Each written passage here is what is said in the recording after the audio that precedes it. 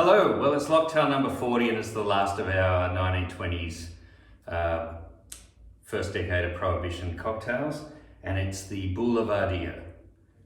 And this is sort of the bourbon lover's Negroni, is probably the best way to put it.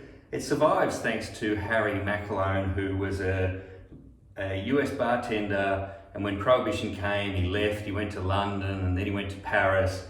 And in his cocktail book, Cocktails and Barflies, or Barflies and Cocktails, this is a footnote recipe, and a lot of the best cocktails in his book are the footnote recipes, and it's very much like a Negroni. It's a third, same as Negroni, Campari bitters, choice of vermouth, usually an Italian sweet red. And then instead of gin, we're using bourbon. So if you like a bitter cocktail, not a gin fan, love your bourbon, then if you don't already know about the Boulevardier, then it's time to find out. So I'm using this Wild Turkey 101 proof Kentucky straight bourbon whiskey.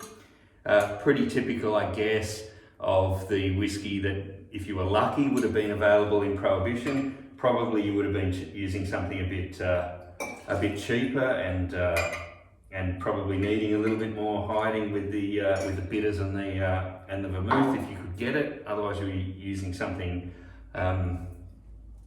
more in the sly-grog territory. I'm also using this Antica formula 1786 Italian sweet red vermouth. This is pretty common. You can find this in most bottle shops. It's almost the standard for this type of vermouth, and it's incredibly good. If you've got any Oscar 697 left from any of the other cocktails that I've done, feel free to use that, of course. And then Campari. Really, there are some specialist bitters around and other bitters that are really good in both a Negroni and a Boulevardier. But if you're trying to get the idea of the taste of a really bitter, really rare, rich red cocktail, you really have to start with Campari, and then you can sort of experiment beyond there. Give that a really good stir. I've got that on some ice there. What you need is some double rocks glasses. Again, more ice. This is a great cocktail to have really cold. Given this is our last of our 1920s and this first decade of the Prohibition era, I'm making this down in this amazing basement.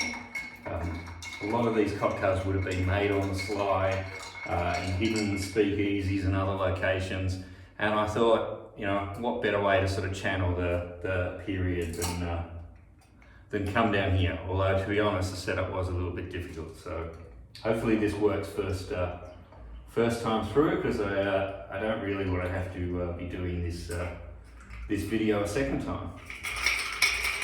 So there we have it, really, the Boulevardier, the bourbon lover's Negroni. Like a Negroni, you can finish it off with a little bit of extra bitters or a little bit of lemon zest oil floated on the top.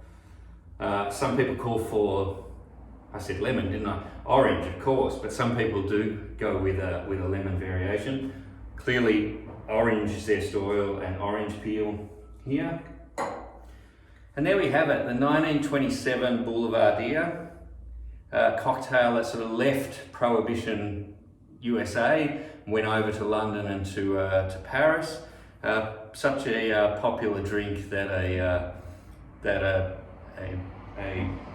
newspaper or magazine in Paris was actually named after it in its time.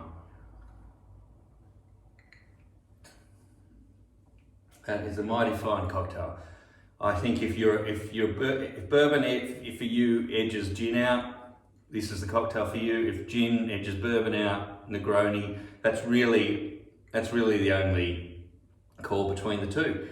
So this is our last one for the 1921 to 1930 bracket. Now Great Depression starts around the world, and we're on the sort of eve of the Second World War. So with the next cocktail, we're moving into the 1931 to 1940 era. So please join me for some more locktails. Can't promise I'm going to find as great a venue for these videos as this one. Maybe we'll come back to the basement for one of the others if only just to channel a bomb shelter type situation. Anyway, I hope you're enjoying the locktails. I hope you're doing okay in lockdown. Hopefully we're all going to be out of it soon. Cheers, bye for now.